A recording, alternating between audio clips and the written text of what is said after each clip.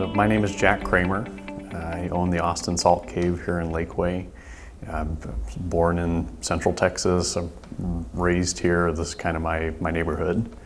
We've been doing this about 4 years now. We opened in March of 2016, so actually celebrating our 4th anniversary next month. Congratulations. Thank you. Thank you. That's, we're hitting some milestones every year. What we do in the salt room is it's called halotherapy or salt therapy. And as you can see behind us, we have about 11 tons of pink Himalayan salt in the room, salt on the walls. Like I can almost taste it in my mouth, like I want a margarita right now to go with the salt taste. So, yeah, and that's kind of part of the experience. You're almost inundated with salt. It's not too heavy. But No. But it's good.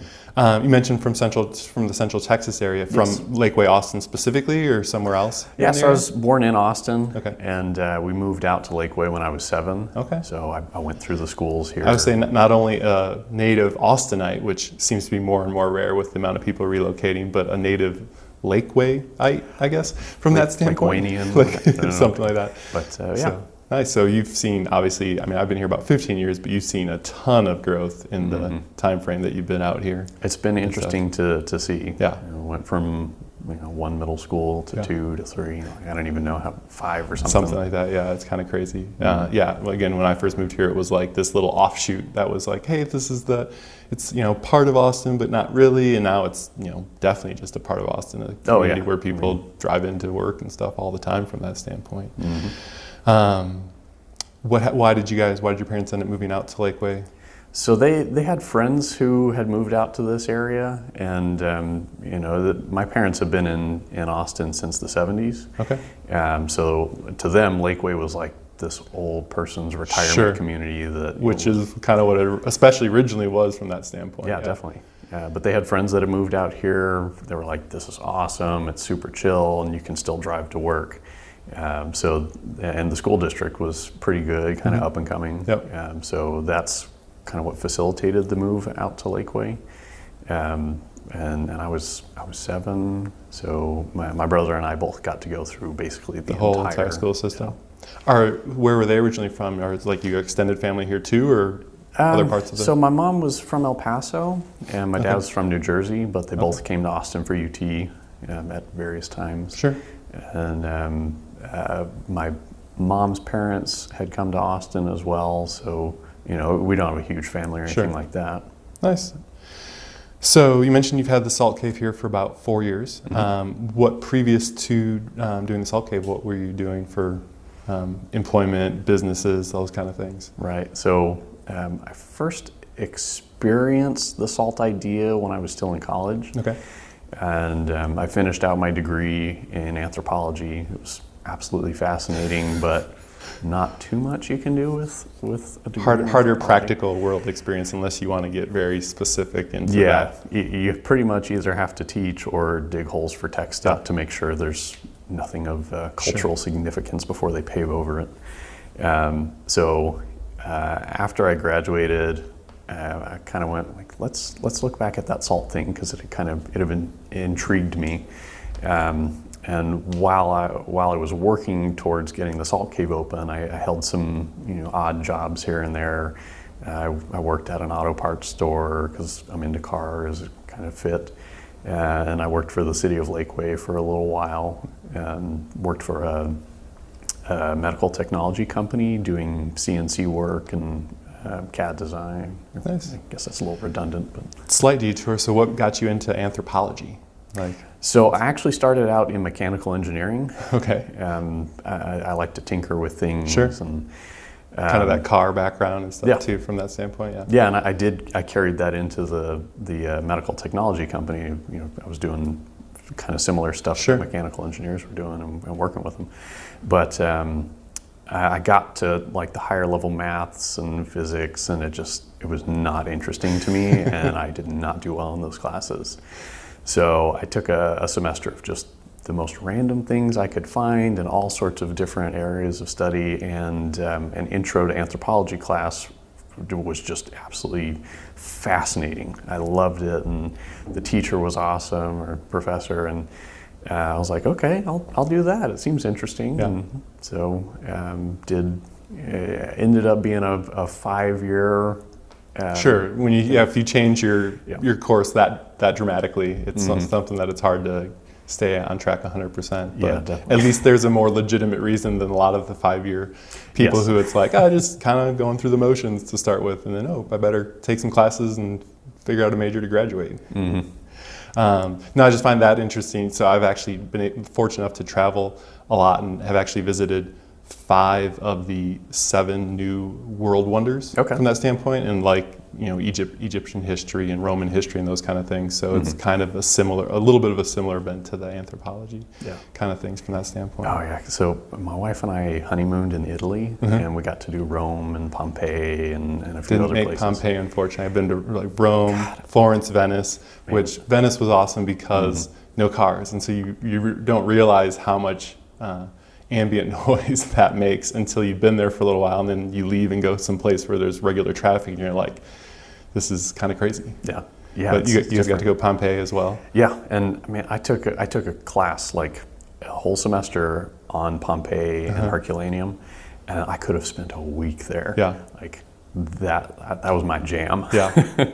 But even Rome, like you can't walk 2 blocks and not run into something that's 2,000 or 3,000 years old. We had, for certain different parts, we'd have guides for a couple different things, and for one of them we're like walking around and we're like, oh, what's this building? It's amazing. And they're like, I think it's just apartments. Yeah. But it's it's 500, 600 years old, and you're like, oh, well, there's nothing in Austin that's this old at all. And they're just kind of using it as apartments. And for us, it'd be a huge historical landmark and all those kind of things. But because the Colosseum and all these other things are 2,000 years old, it's like, it's just kind of, we need it for apartments for people. Yeah, it's like, it's 500-year-old housing. Yeah. We're going, it's 500-year-old housing. Yeah, exactly. The Pantheon, and just the engineering and technology that they had at that time to create some of those things is just amazing to me anyway, from that standpoint.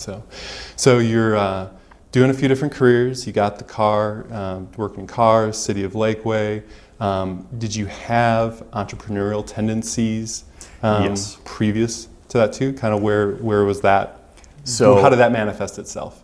So as a child, like in elementary school, of course we were doing the lemonade stands and stuff like that. But also I started a lawn mowing business, and it was very small. It only lasted like 1 summer, because I'm asthmatic, and mowing lawns doesn't really mesh well with that. Not so good, yeah. So I actually managed to hire my brother. Like, oh, you go mow that lawn, and we'll split it. There you go. But that was those were kind of probably the first things.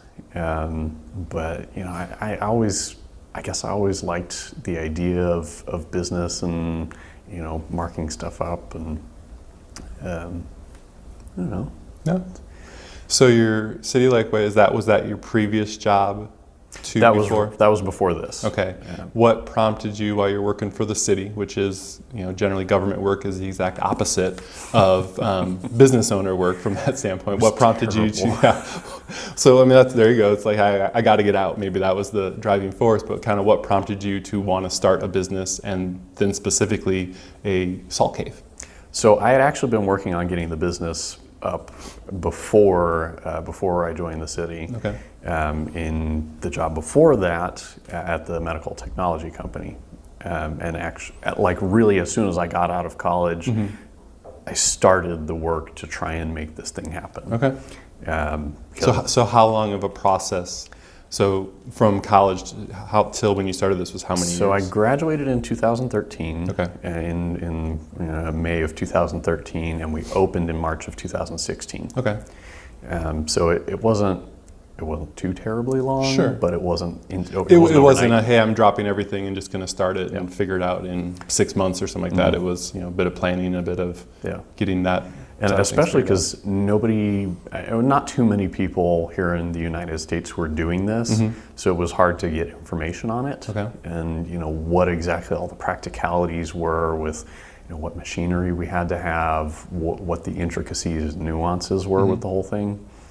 So that was a very slow process. And where did you first kind of come up with that idea? Was it in your travels and being in Europe that you kind of seen something like that, or was it from?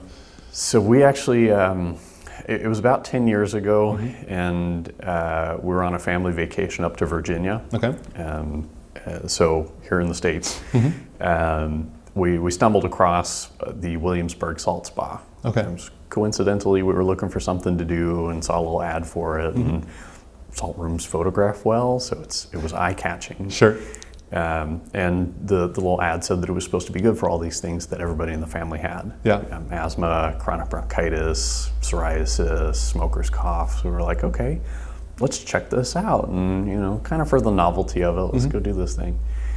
So we went, did a session, thought it was pretty interesting. I bought my first little salt lamp that I still have at home. Yeah.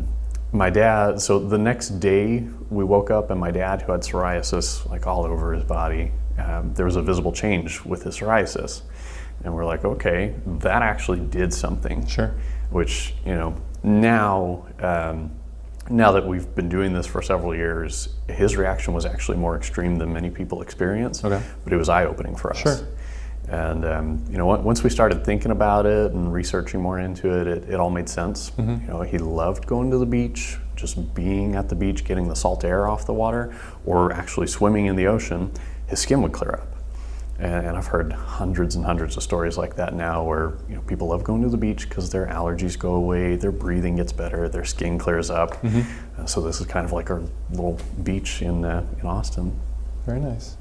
So you had this idea kind of percolating, started to do some of the groundwork and stuff like that. What were the biggest challenges in that kind of 3-year time frame as far as getting ready to actually open up the business from that standpoint?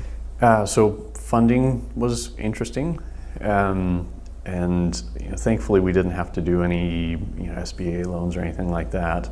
My father actually passed away right before I graduated college. Okay. And kind of silver linings with that, we used his life insurance to get this whole idea off the ground. So very, very appropriate. Him having that reaction in the salt cave is what kind of percolated the idea, and then he's still a part of it from that standpoint in a huge way, I would imagine. Oh yeah. Yeah. Okay. Yeah, I love having people with psoriasis in, because you can see the difference, but it's also like we're helping people with with what my dad had. Nice. So funding was interesting. And still is. Like, I'm trying to expand the business currently, and nobody knows what this is. The banks don't know what this is. The underwriters don't know what it is. Nobody knows how to classify it, or is it a med spa? How risky it is? How you can kind of see financials, but again, what's the risk? Because risk for a restaurant is different than risk for a automotive repair place or something like that. Yeah, So. And it's not quite medical. Yeah. It's not quite spa. It's interesting. Yeah. So that finding an actual location to rent was also very challenging. We searched for a couple of years, just kind of low key for a while in Austin proper, and rent's always really high. And it's one of the biggest expenses for any. It's always small business, it is still to this day my biggest expense every month.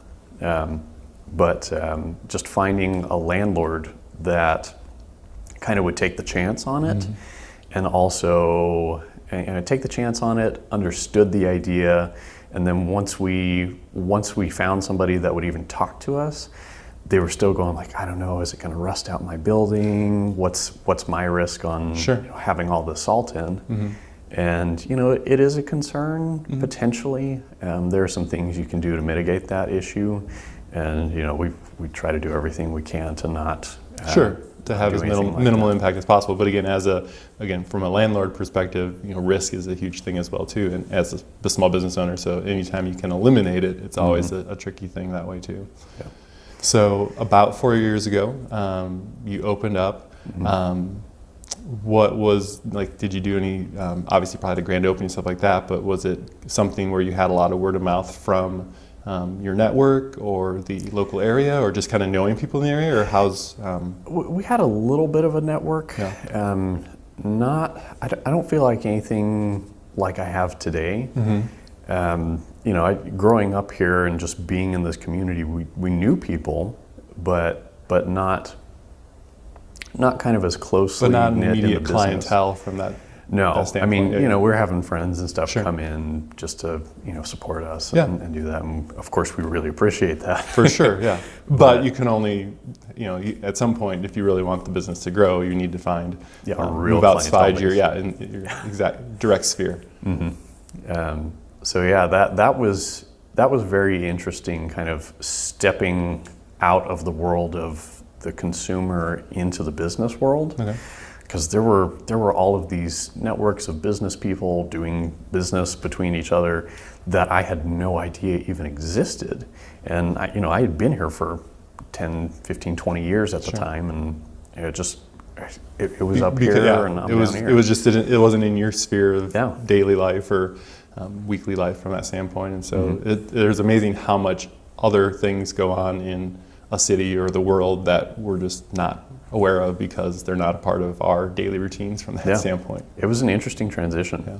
Was it once you found out about some of those, was it relatively easy to get plugged into them from that standpoint, or did it seem a little maybe cliquish, for lack of a better word? Like, hey, like this is our group. We're maybe a little fearful of newcomers from that standpoint. There's a little bit of that, Yeah. but for the most part, people are very very opening and accepting.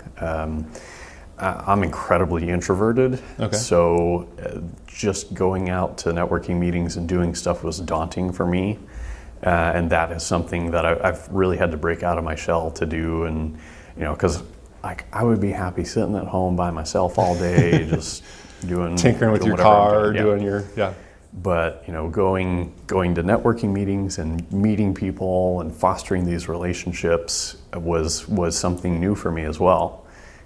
So that was challenging but necessary. Okay. And it really has been good for the business and my own personal growth. Sure.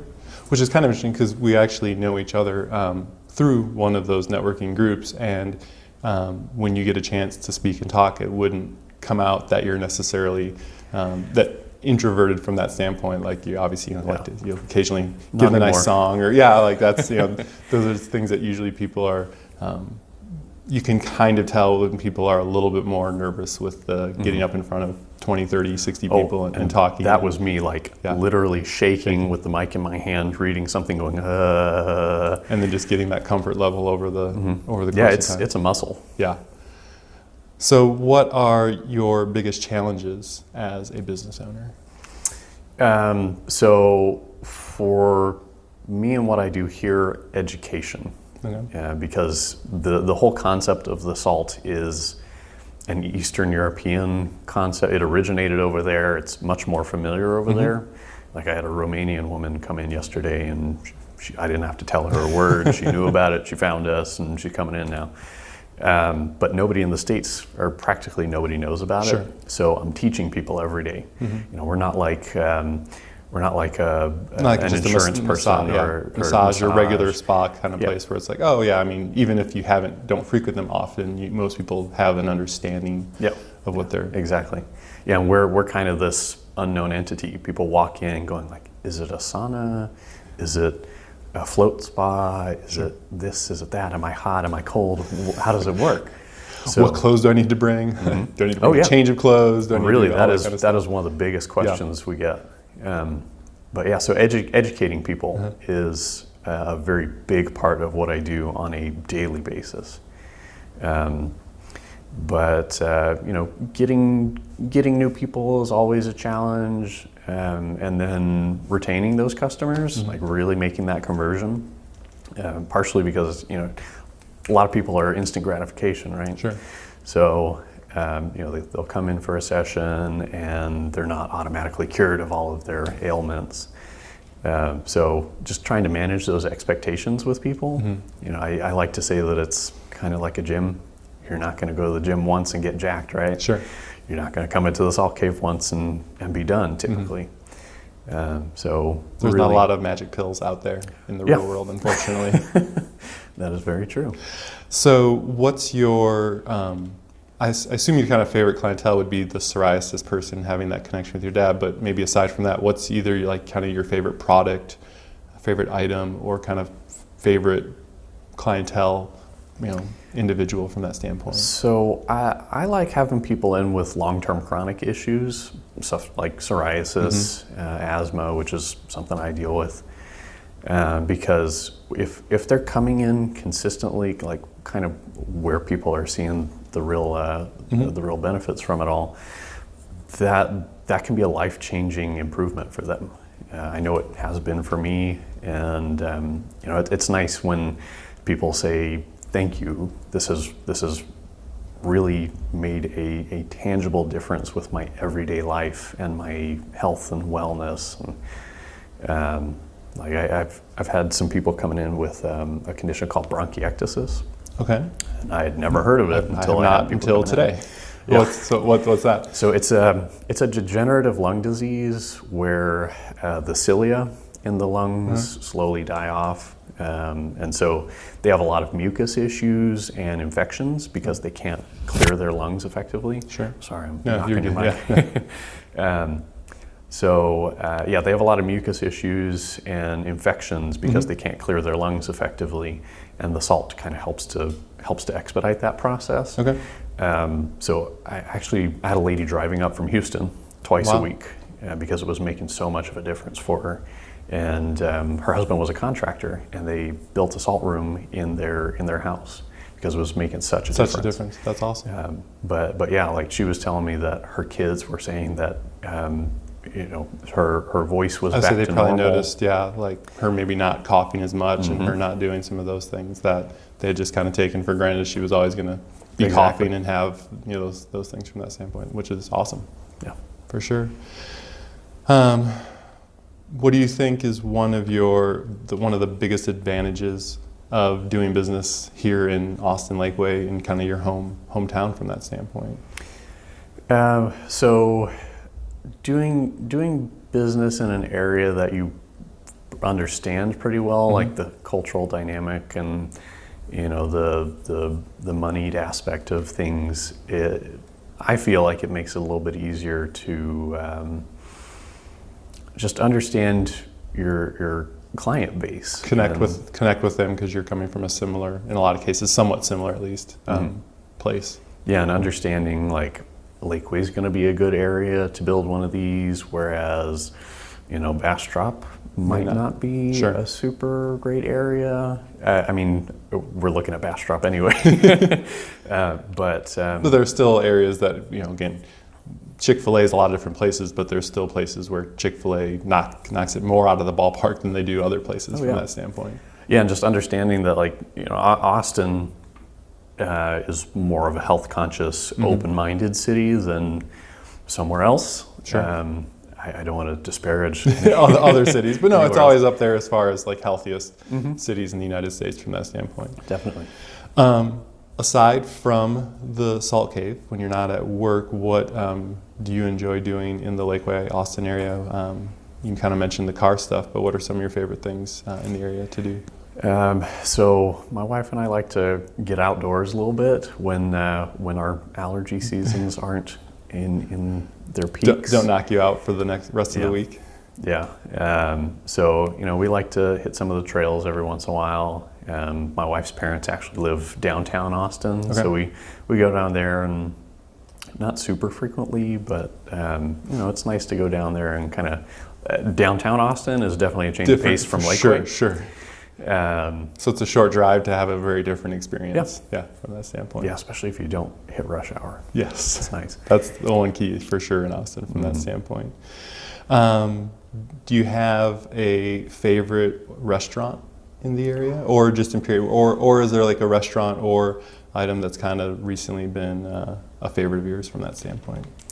So I like Mandola's, and I like their the Dutchman Winery. I can never remember the name of the restaurant, but they have kind of like their upscale Italian restaurant out there that's kind of attached to the winery. Sure. That place is awesome. Yeah, and there's not a lot of Italian restaurants in Texas from that standpoint too, I always noticed.